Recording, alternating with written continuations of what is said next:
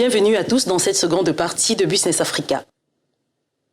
Pétrole, gaz, agriculture, production et transformation entre autres, le Cameroun regorge de nombreuses ressources naturelles.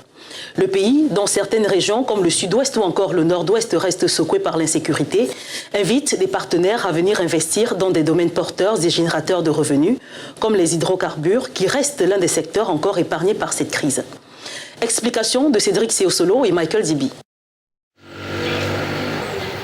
L'économie du Cameroun reste fortement affectée par le conflit qui sévit dans les régions du nord-ouest et du sud-ouest, deux régions qui contribuaient à 16,3% du PIB en 2015. Le choc sécuritaire a entraîné la perte en 2017 d'un demi-point de croissance au Cameroun, ce qui pourrait, selon la Banque africaine de développement, fortement affecter les prévisions budgétaires des prochaines années. Conséquence en près de 5 années de troubles, il y a eu une forte baisse de la croissance économique, l'arrêt de nombreux projets et plus de 500 000 déplacés, d'après les derniers chiffres publiés par l'ONU. Les exportations à partir du sud-ouest ont reculé de plus de 20% entre 2015 et 2017, tandis que les importations en provenance du Nigeria ont chuté de 40,5% sur la même période, selon les estimations des autorités locales. Pour essayer de maintenir un certain niveau de développement, l'État a dû mettre en place plusieurs stratagèmes comme le plan d'urgence pour le développement de la partie septentrionale et la restructuration des sociétés publiques sinistrées avec reprise des dettes et la mise en place des incitations fiscales et douanières au profit des entreprises privées pour aider à l'amortissement des pertes. Yaoundé incite également les investisseurs via certains organismes comme la Chambre de commerce à s'impliquer dans des secteurs clés comme celui des hydrocarbures. Nous en avons discuté avec Ekoko Moukete, le vice-président de la Chambre de commerce du Cameroun. Il a répondu aux questions d'Evelysse Beau sur le travail mené par l'institution pour encourager le climat des affaires au Cameroun. Oui, malheureusement, nous avons des problèmes, surtout dans les régions du sud-ouest et du nord-ouest du Cameroun, les territoires anglophones, ce qui représente un défi pour les entreprises camerounaises. Nous essayons de faire face aux problèmes des entreprises privées locales.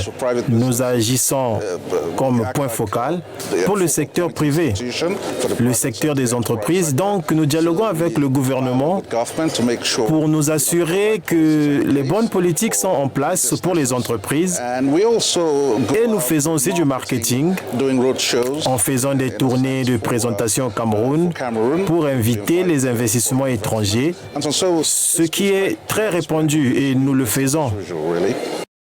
Il est également revenu sur les secteurs générateurs de revenus vers lesquels sont orientés les investisseurs. Vous savez que je dirais agriculture. Je prêche pour la transformation agricole. Vous savez que les terres sont fertiles. Vous avez accès à tout le marché sous-régional. Nous avons la frontière la plus large avec le Nigeria. L'agro-industrie est en quelque sorte l'avenir. Il faut nourrir les gens et plus de gens s'intéressent aux aliments cultivés naturellement plutôt qu'aux aliments synthétiques. Il y a aussi toutes sortes de cultures potentielles et de cultures de rente qui pourraient essentiellement offrir des opportunités aux investisseurs. Pour ceux qui recherchent de l'énergie, étant donné qu'il s'agit d'un pays qui cherche à s'industrialiser, dans un sens, les besoins en énergie sont immenses. Et il y a aussi des possibilités d'investissement dans ce domaine. Je veux dire que vous savez qu'il y a le transport aérien, le transport routier, les entreprises de transport, le camionnage. Vous comprendrez aussi que le port du Cameroun sert la République centrafricaine, la sous-région et autres pays terrestres comme le Tchad. Le Cameroun continue de jouer, selon le vice-président de la Chambre de commerce, un rôle clé dans le commerce et les échanges intra-africains au vu de ses nombreux atouts. Le Cameroun est toujours leader de la sous-région en termes de niveau économique. Quand il éternue, tout le monde attrape froid en Afrique centrale.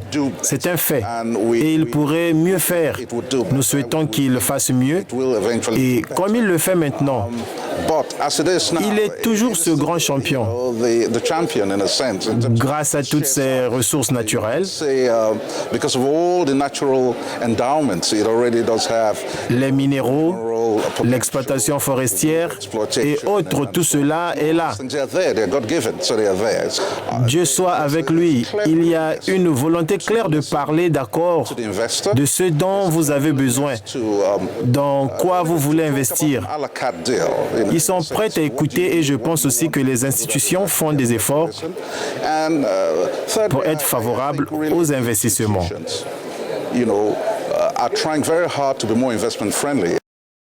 C'est sur cet entretien que s'achève ce numéro de Business Africa. Merci d'avoir regardé.